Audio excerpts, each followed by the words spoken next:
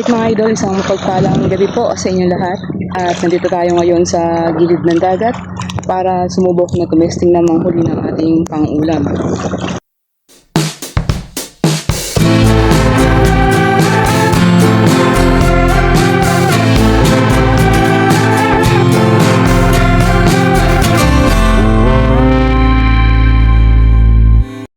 So time check, it's now 6:41 in the evening.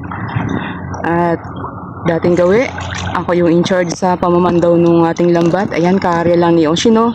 Kaya siya ay papunta pa lang dun sa kanyang fishing spot. Kaya lang, kaarya pa lang ng ating lambat ay mukhang nagsusungit na tong paligid. Ayan, meron na tayong natatanaw dyan na thunderstorm. So, alert tayo.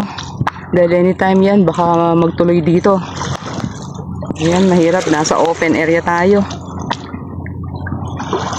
Ayan, tingnan natin kung ano yung mangyayari sa mga susunod na oras. O masusulit ba itong ating paglusong sa dagat ngayong gabi. Ayan, bali yung tubig ay palaki. So, kalmada lang si Haring Dagat. So, nandito lang tayo sa gilid.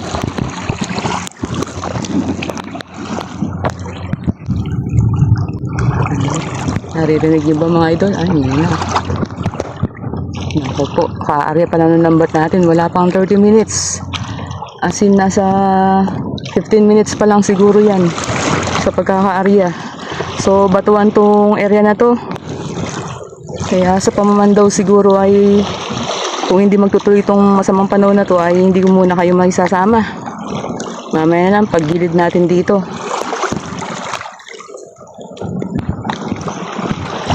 So ito mga idol, mamandaw na kami ni Oshino. Bali hindi nagtuloy yung turbonada o yung thunderstorm. So yun siya, nahuhuli siya sa akin.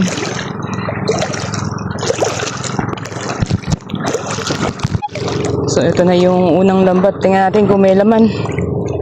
Sobrang linaw ng tubig. Ayan. At wala pa tayong nakikitang palatandaan na may aligasin. So dati paglapit pa lang natin sa may pataw na yan, pero na agad nakatinga.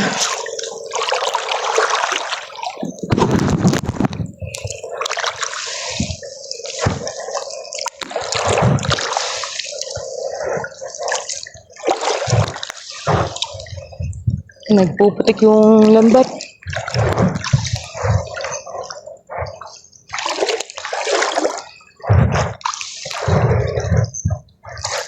Kaya kailangan ipagpag. Kung hindi kita na agad ng isda yan. Ayun, may tingang isa. May naligaw yata. Ay nako. Tambol. Ayan o. Ay, tambol na tinga. Sakit makatinik. Si Ocean bahala dyan. Hindi natin tatanggalin yan.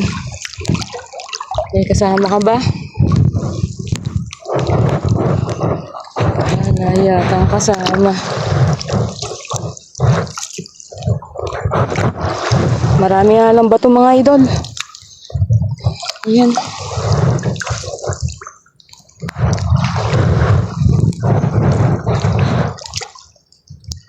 So, hanggang dun yung lambat natin. Bali, 2 panyo yan. Kaya lang, parang madalang.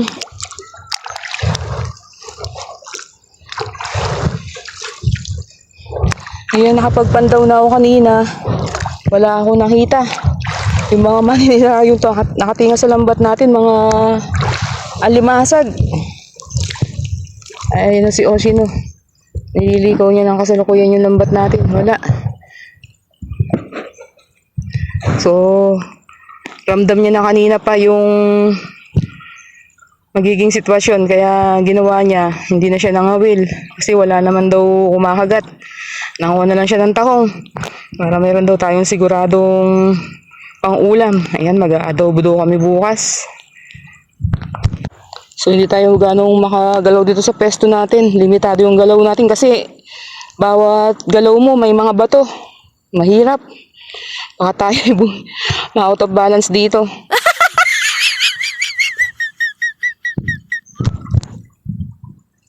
At mabasa na naman tong ating phone. Nagpuputik yung lambat, oh. Ngeti nga yan, Han? Ba, may naligaw ata aligasin. Ayun, may tinga daw.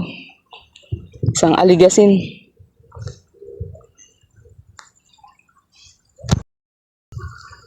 Ayun pa rin yung thunderstorm.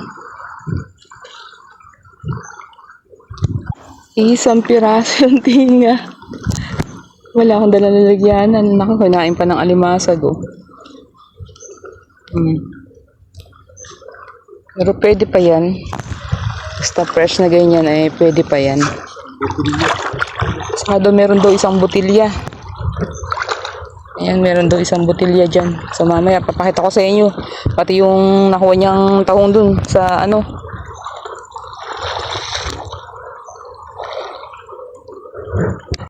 Ito pa pala yung isang pirasong aligasin yan, hindi si Ryan. Itong binigay niya sa akin kanina, inabot niya, yun. Inabot ng alimasag. Ayan, patapos na siya.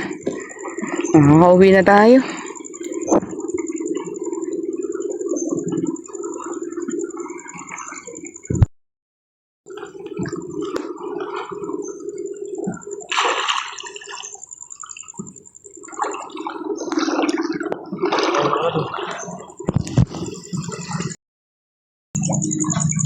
So, yun yung botilya.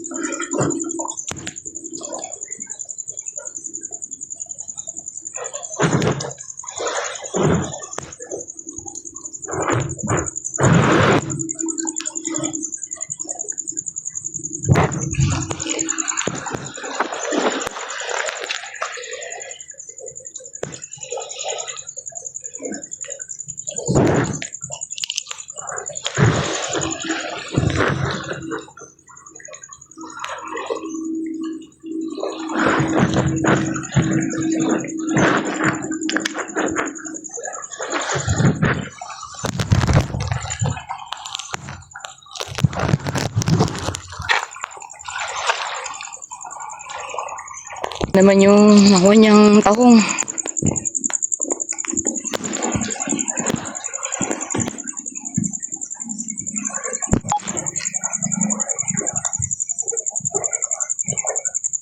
Tara, let's go.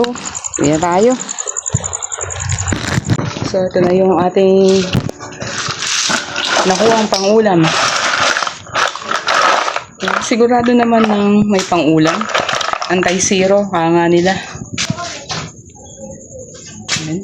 Kung wala sa atong dalawang piraso, ay ilang piraso to, bali 4 na piraso din na isda.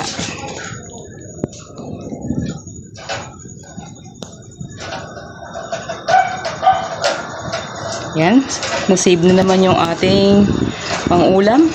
Hindi na natin kailangang mamili bukas.